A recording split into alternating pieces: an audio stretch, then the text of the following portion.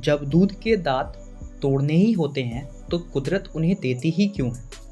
आइए इस वीडियो में हम इसे आसान शब्दों में समझते हैं। बात की जाए दांतों के उगने की तो ये प्रक्रिया तभी शुरू हो जाती है जब हम अपनी माँ के गर्भ में एक अविकसित बच्चे के रूप में होते हैं।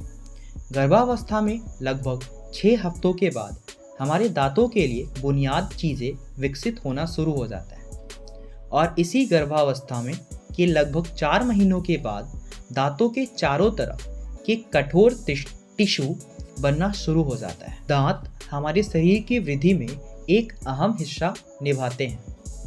कहा जाता है कि हमें खाना अच्छी तरह चबाकर खाना चाहिए क्योंकि इससे हमें खाने को पचाने में आसानी होती है, जिसकी वजह से हमारा पाचन तंत्र सही बना रहता है। दांतों की सहायता से हम खाने को चबाते हैं, उसे काटते हैं ताकि हम अलग अलग खानों का भरपूर स्वाद ले सकें।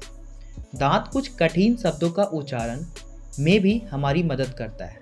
वे हमारे जबड़े और चेहरे की वृद्धि में भी मदद करते हैं और देखा जाए तो हमारी मुस्कुराहट भी हमारी दांतों पर ही निर्भर करता है।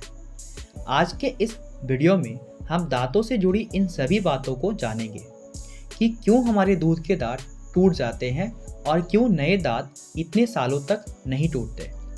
दांत हमारे पैदा होने के साथ ही निकलने शुरू हो जाते हैं, लेकिन उस समय हम उन्हें देख नहीं सकते क्योंकि दांत हमारे जबड़े के पीछे मसूड़ों के नीचे छिपे रहते हैं।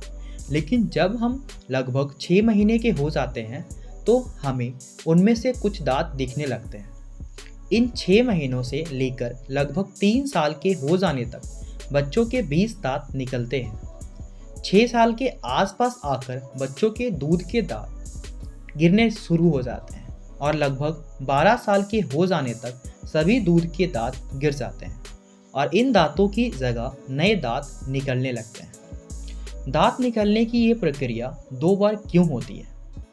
ये बात अजीब लगती है कि जब कुदरत को हमारे दूध के दांत गिराने ही हैं तो वह एक ही बार में हमें मजबूत दांत क्यों नहीं देता।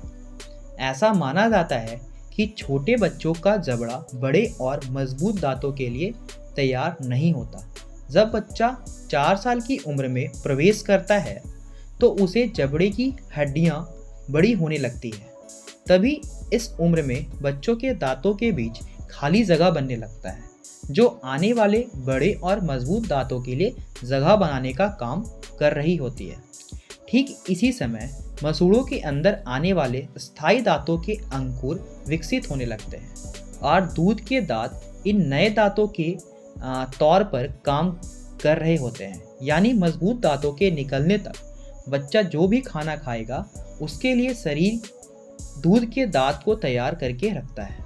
इतना ही नहीं, दूध के दांतों की जड़ों का हिस्सा आने वाले मजबूत दांतों के उगने के लिए आसान रास्ता बना देता है, जिससे मजबूत दांत उगते वक्त मसूड़ों को आसानी से भेदकर ऊपर आ सके। जब मजबूत दांत मसूड़ों के अंदर पूरी तरह से बाहर आने के लिए तैयार हो जाता है तो दूध के दांतों की जड़ें मसूड़ों के अंदर घुलना शुरू हो जाती है और ये तब तक घुलती है जब तक कि दांत ढीला होकर निकल ना जाए। तो फ्रेंड्स, अब आप जान गए होंगे कि हमारे दूध के दांत क्यों टूट जाते हैं।